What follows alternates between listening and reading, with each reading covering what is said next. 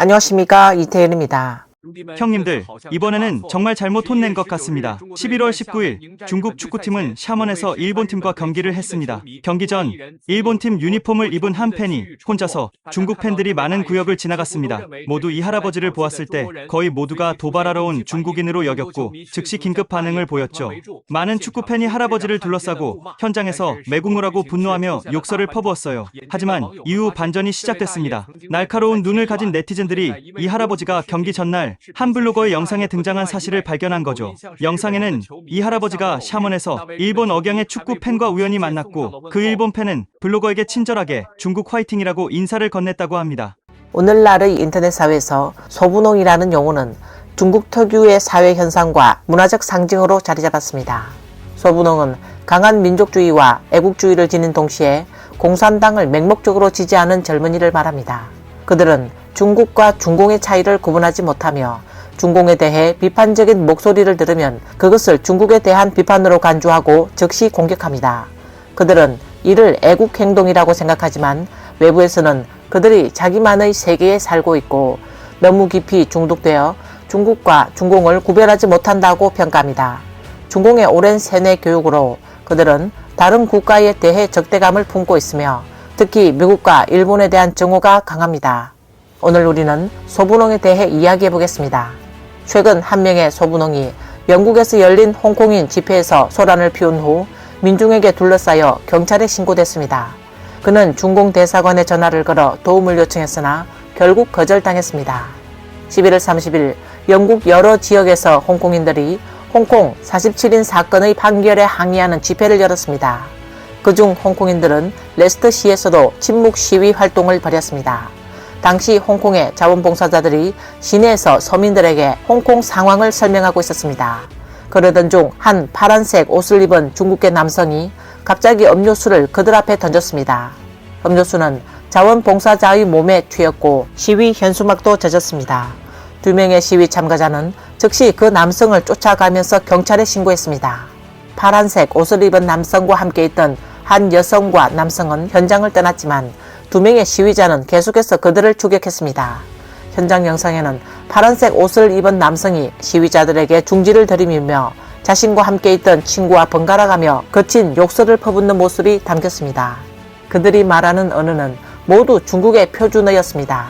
결국 파란색 옷을 입은 남성은 홀로 남게 되었고 당황한 그는 급히 중국 대사관에 전화를 걸어 도움을 요청했습니다. 그는 자신이 홍콩 독립 세력에 위협을 당했다고 주장하며 가까운 대사관에서 도움을 받을 수 있는지 물었습니다. 그러나 그의 요청은 명백히 거절당했습니다. 그 당시의 영상을 한번 보겠습니다. 해방군이 너희 홍콩에 발을 들여놓으면 그때는 중국이 무엇인지 알게 될 거야. 저요. 경찰한테 신고했어요. 경찰이 올 거예요. 부르라고. 왜 우리에게 쉐이크를 던졌죠? 우리가 항의하고 있을 때 왜 우리에게 쉐이크를 던졌죠? 왜 우리에게 쉐이크를 던졌어요? XXX 왜 우리에게 쉐이크를 던졌냐고요? XXX 홍콩 독립분자들 가서 죽어라. 꺼져. 뭐라고요? 당신 중국 사람 맞아? XXX 너는 중국 사람이 아니야. 너는 홍콩 사람이지. 중국 사람이 아니야. 꺼지라고. 왜 우리에게 쉐이크를 던졌어요?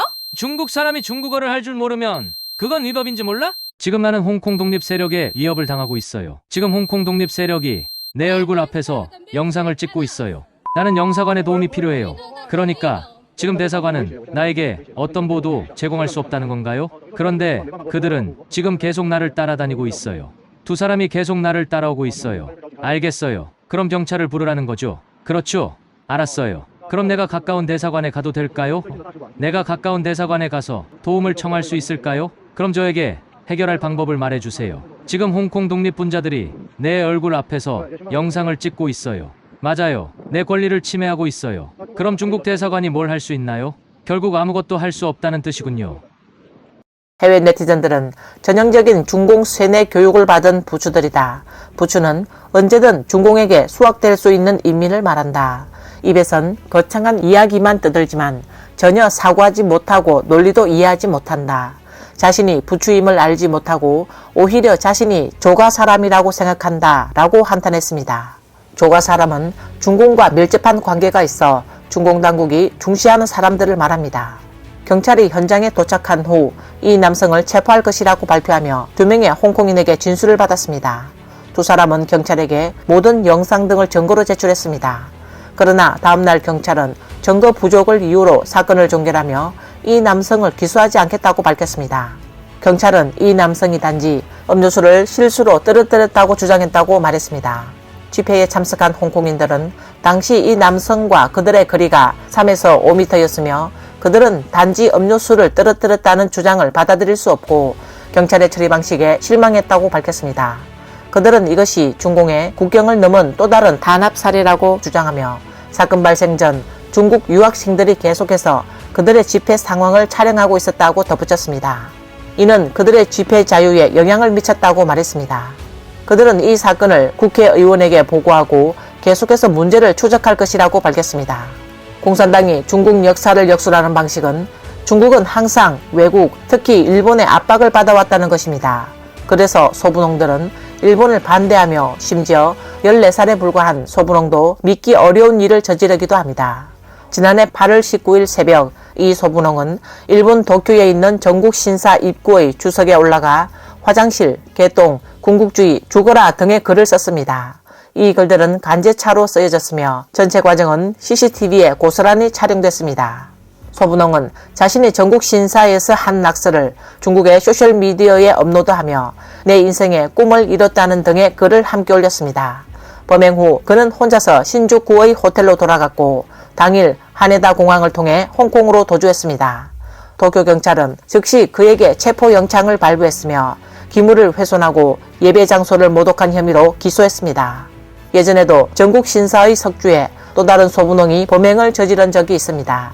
철두라는 인플루언서로 그는 지난해 5월 31일에 석주의 소변을 보고 붉은 페인트로 톨레이트라고 썼습니다. 사건 후 그는 중국의 소셜미디어에서 이를 자랑하기도 했습니다. 철두와 또 다른 남성은 범행 후 상하이로 도망쳤습니다. 외부에서는 이것이 북경 당국이 오랫동안 민족주의적 정오를 조장한 결과라고 보고 있습니다. 이 정오심은 축구 경기로 이어졌습니다. 2022년 11월 19일 중국 샤먼에서 열린 월드컵 아시아 지역 예선 3차전에서 중국팀은 일본팀에 1대3으로 패했습니다. 중국 축구협회는 경기 전에 무명 관람 촉구서를 발표하며 중국 팬들의 반일 감정을 억제하려 했지만 경기장 안팎에선 여전히 여러가지 사건이 발생했습니다. 일본 국가가 울려 퍼질 때 소분홍들은 경기장 내에서 큰 야유를 보냈습니다. 경기 시작 후 일본 선수들을 향해 레이저 포인터처럼 보이는 빛을 쏘았고 일본의 골키퍼 스즈키 아야메가 공을 잡을 때 그의 얼굴에 알 수 없는 녹색 빛이 비쳤습니다. 경기 전반 33분 한 명의 소분홍이 경기장에 뛰어들어 한 바퀴 돌며 몸에 적힌 생이누이라는 문구를 드러냈습니다. 경기는 잠시 중단됐습니다. 그는 여러 명의 경비원에 의해 경기장에서 끌려 나갔습니다. 경기장 외부에서는 또 다른 사건이 발생했습니다. 한 명의 일본 팬이 경기 전 많은 소분홍들에게 포위됐습니다. 온라인 영상에 따르면 샤먼의 백로 스포츠 경기장 밖에서 일본의 파란색 유니폼을 입은 한 남자가 중국 팬들의 입장권 검사구역에 나타났습니다. 수백 명의 소분홍은 그가 중국인이라고 착각한 듯 그를 매국노라고 비난하며 일본어로 욕설을 퍼부었습니다. 여러 명의 경비원 호위를 받았지만 소분홍들은 그를 밀치고 모자를 강제로 벗겼습니다. 소분홍들은 벗어라고 외쳤고 경비원들은 군중의 분노를 진정시키기 위해 그 남자의 일본 유니폼을 강제로 벗겼습니다. 그 후 경비원은 뒤에 있는 중국 팬들에게 크게 벗었어요 라고 외쳐 군중들의 감정을 완화시키려고 했습니다. 그러자 그 남자는 급히 그곳을 떠났습니다. 비록 소분홍들이 그를 매국노라고 욕했지만 사실 그는 일본인이었습니다. 그는 전날 또 다른 친구와 함께 거리에서 중국 팬들에게 인사를 했었는데 다음날 이런 일을 겪게 된 것입니다. 중국 팬들이 일본 팬을 둘러싼 사건에 해외 네티즌들은 X 플랫폼에 댓글을 남겼습니다.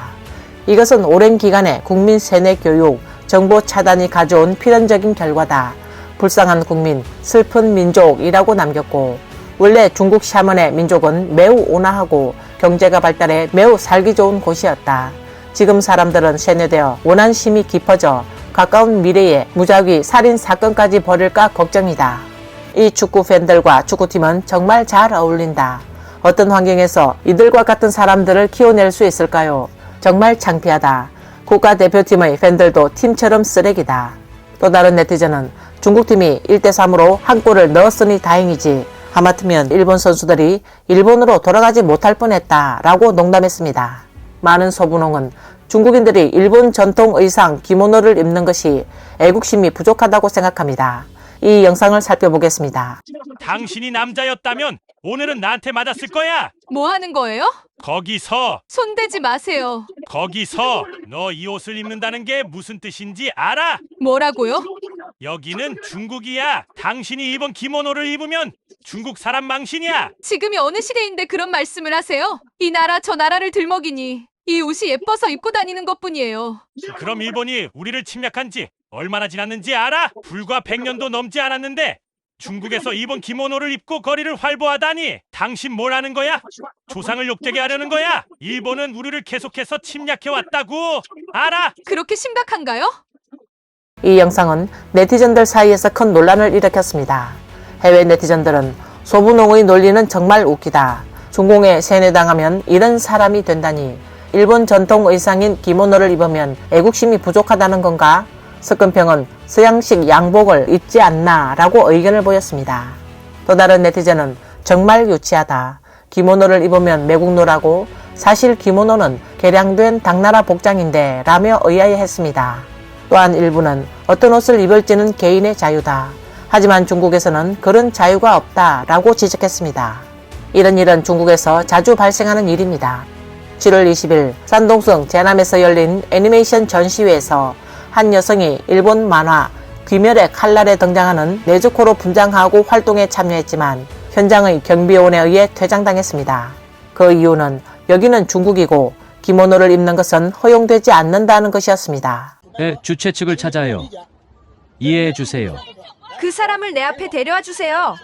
당신은 뭐 하는 거예요? 여기는 기모노를 입는 것이 허용되지 않아요. 나가 주세요. 이해해 주세요. 나가세요. 여기에는 규정이 있어요. 저희도 어쩔 수 없어요. 이해해 주세요. 알겠죠? 어디서 정한 규정이죠? 갑시다. 따라오세요. 알겠죠? 그 사람을 내 앞에 데려와 주세요. 당신 뭐 하는 거예요? 여기는 기모노를 입을 수 없어요. 알았지요? 말도 안 되는 소리. 그런 규정이 있나요? 여기는 허용되지 않으니 나가 주세요. 이 여성은 결국 어쩔 수 없이 자리를 떠나야 했고 경비원은 여전히 그녀를 주시하며 다른 직원에게 저 여자를 들어가지 못하도록 주의해라고 호출했습니다. 영상이 공개된 후 큰 논란을 일으켰고 많은 댓글이 달렸습니다. 그중 일부는 일본을 이렇게 혐오한다면 애초에 전체 애니메이션 전시회에서 일본 요소를 다 금지했어야 한다며 비판했고 옷한벌이 뭘 의미하는가 라는 의견도 있었습니다. 또 다른 댓글은 이건 애니메이션 캐릭터 아닌가? 애니메이션 전시회에서 코스프레를 못하게 하면 도대체 뭐 하자는 건가? 라고 묻기도 했습니다. 중국 사회에서는 여전히 반일 감정이 존재합니다. 중국의 유아용 분유 브랜드 중국 비학 회사는 10월 3일 일본의 생명공학 기업과 기술 협력 의향을 체결한 후 대규모 공격과 보이콧을 받았습니다. 중국 소셜미디어에서는 비학이 일본 기업의 투자를 받았다.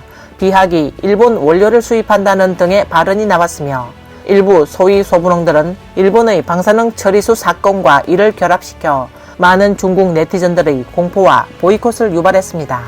어떤 사람은 아이들을 위험에 빠뜨릴 수 없다.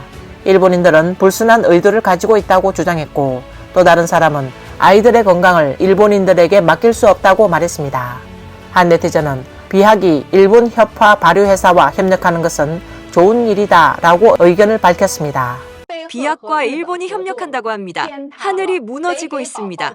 이제 아기에게 비약 분유를 먹일 수 없다는 건가요? 오늘 아침부터 많은 엄마가 제 영상에 비약 분유를 계속 살 수 없겠느냐고 댓글을 달았습니다. 먼저 여러분이 알아야 할 것은 이 협력은 기술 분야에서의 협력이며 긍정적인 의미가 있습니다. 그리고 이 협력은 일본의 협화 발효 회사와 이루어진 것입니다. 이 회사는 세계적인 생명공학 기업으로 생물 발효 기술 분야에서 세계적으로 선도적인 기술을 가지고 있습니다. 이 협력은 상대방의 기술 경험을 활용하여 우리나라의 국산 분유가 모유를 더 잘 모방할 수 있도록 도와줄 수 있습니다. 어떤 면에서는 이 협력이 좋은 일입니다. 중국 민중의 강한 반일 감정에 대해 2008년 중국에서 발생한 멜라닌 분유 사건의 피해자 부모이자 권리수호 운동가인 곽채용은 중국의 소분홍이라 불리는 사람들은 자국의 제도적인 식품 안전 문제는 무시하면서 왜 일본 제품을 맹목적으로 적대시하는지 전혀 이해할 수 없다고 밝혔습니다. 그녀는 독분유를 생산한 삼노 회사는 당시 전국에서 가장 큰 기업이었고 판매량이 전국 1위였어요. 이렇게 큰 기업에서 이런 문제가 발생했다면 다른 기업은 더 말할 것도 없지요. 그래서 이것은 산업이 붕괴된 것이고 전체 산업이 오염된 거예요 라고 말했습니다. 곽채용의 아들 왕신욱은 이 소분홍들은 식품 안전의 잘못된 정보를 가지고 있고 반일 감정, 민족주의와 애국주의 감정이 매우 강하다며 정부 정보에 완전히 조작되고 세뇌되어 정부가 말하면 그대로 믿고 해외 식품이 더 안전하다는 사실을 믿으려 하지 않아요 라고 말했습니다. 오늘 뉴스는 여기까지입니다. 시청해주셔서 감사합니다.